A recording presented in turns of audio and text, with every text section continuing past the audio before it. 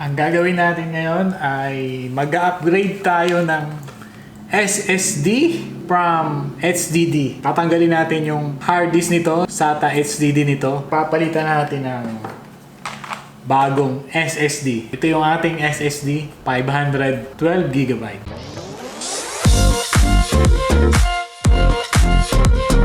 Defective na kasi yung hard disk ng laptop na to, hindi na siya nababasa. Mas mabilis pati itong ipapalit nating SSD kaysa dito sa HDD na nakalagay.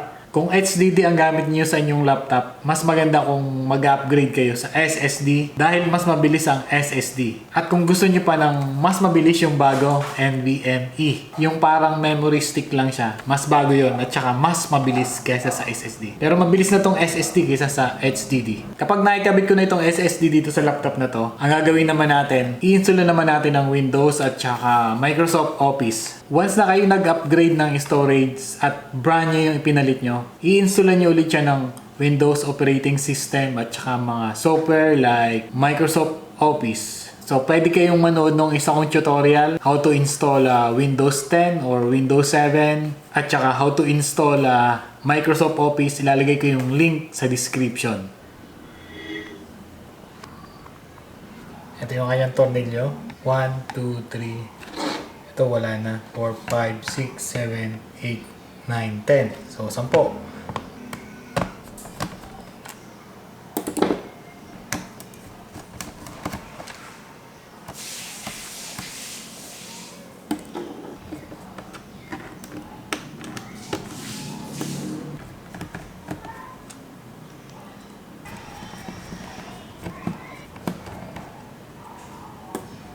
Wala siyang tornilyo doon. Nabuksan na kasi ito dati.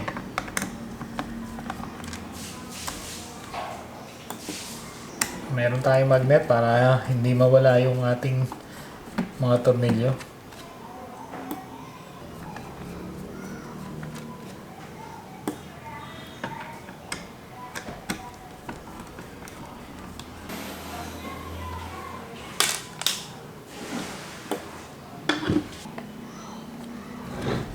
Tanggalin natin yung over. Any PVC card.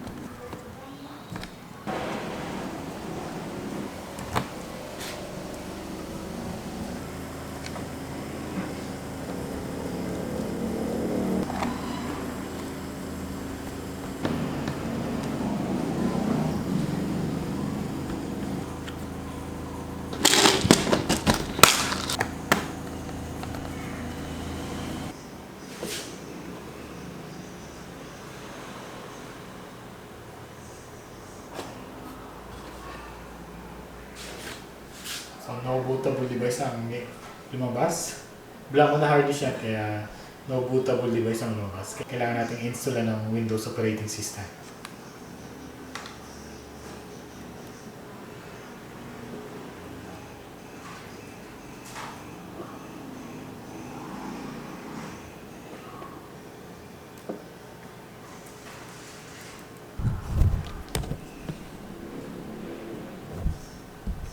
Ayun, additive yung ating SSD. Ang capacity niya ay 512GB yung ating SSD. Then ito yung kanyang memory. So ang model ng laptop natin ay Acer Aspire A315-42G. Pwede na natin siyang install ng Windows operating system. Ang gagawin naman natin ngayon ay mag-i-install naman tayo ng Windows 10 dito sa laptop na to. Tsaka ipapakita ko sa inyo kung paano i-install yung mga missing drivers kapag nag-format or nag-install kayo ng panibagong storage. Once na kayo nag-upgrade ng storage at brand new yung ipinalit nyo, i-installan nyo ulit siya ng Windows operating system at tsaka mga software like Microsoft Office. So, pwede kayong manood ng isa kong tutorial how to install Windows 10 or Windows 7 at saka how to install Microsoft Office. Ilalagay ko yung link sa description.